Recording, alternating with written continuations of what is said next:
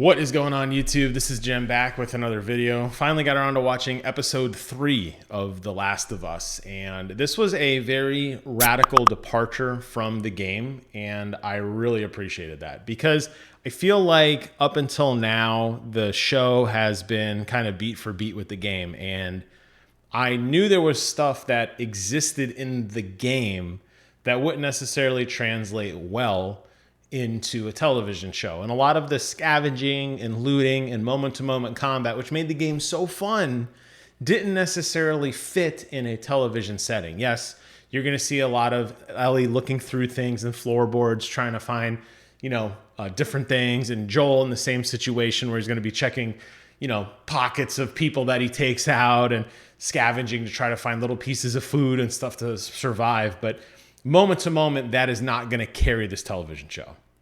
What is going to carry this television show is the strong emotional connection that you're going to get to both Joel, Ellie, plus the extended cast.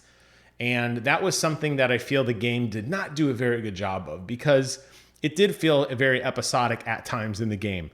You would meet some new character, you would do something with them, they would die or leave or whatever, and then you would just go back as if they didn't exist. There was no internal reflection of going back to, like, I wonder what this character is up to, or they don't really talk about people that have passed on, with the exception of maybe one or two characters. But for the most part, it's a very Joel and Ellie-centric story. So the fact that they decided to take a radical departure from everything we have seen and go in a brand new, different direction, I think made this episode so rewarding. Because both these characters that are featured in episode 3, Bill and Frank, are mentioned in the game, but obviously in a very different light. There's you're almost playing this like zombie hunter survival type mode as you navigate through all these weird radical traps that have been devised as you fight off waves of enemies. Where here in the television show, we really didn't get a lot of action, albeit for a little snippet kind of halfway through where there's a raid. You get to see some of the extent of the traps that have been created, but not nearly to the level or the complexity that we saw in the game.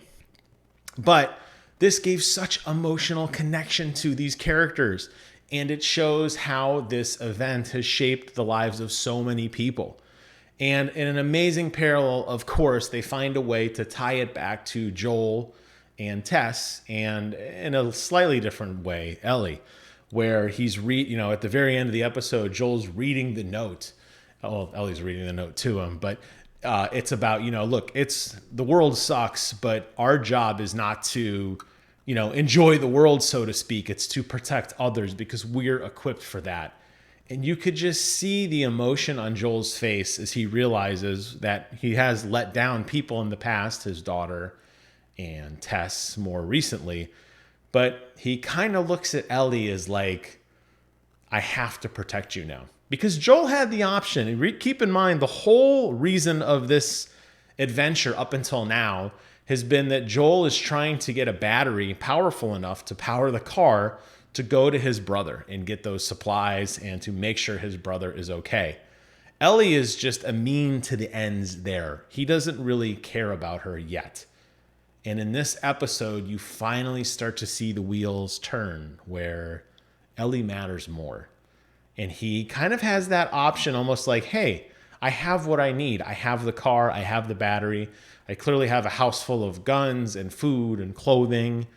I could just take all of this to my brother and we'd be fine.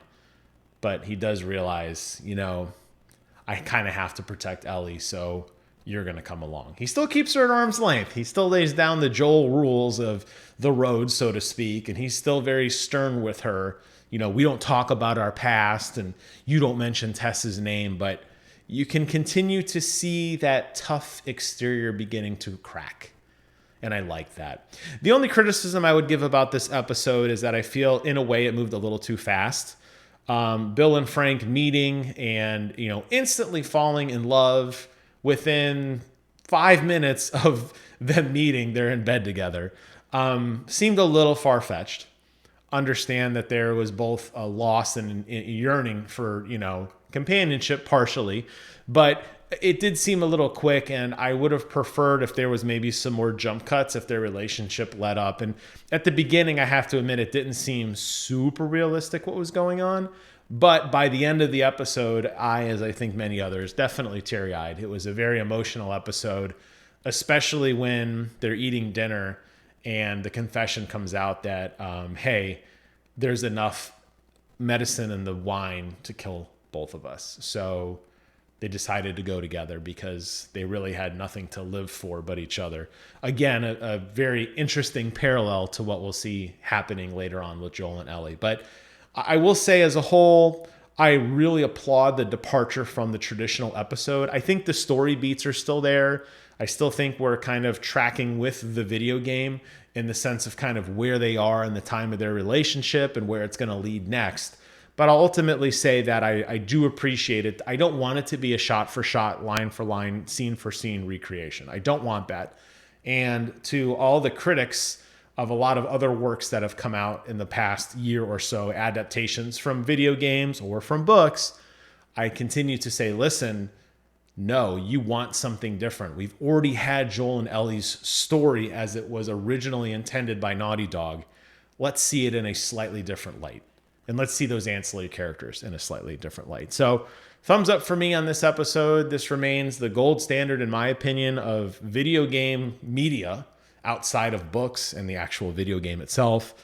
I really struggle to think of any video game movie or a game adaptation that has really captured the spirit of the original content so well, but that stands on its own without needing an encyclopedia of who the enemies are and why they're doing what they're doing. This absolutely stands on its own.